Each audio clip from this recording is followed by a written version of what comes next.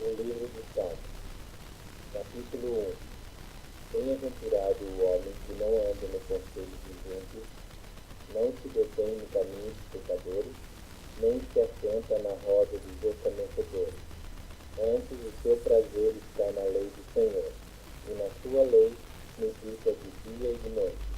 Ele é como a árvore plantada junto à corrente de água, que no devido tempo dá o seu fruto, e cuja folhagem não murcha. E tudo quanto ele faz será bem sucedido.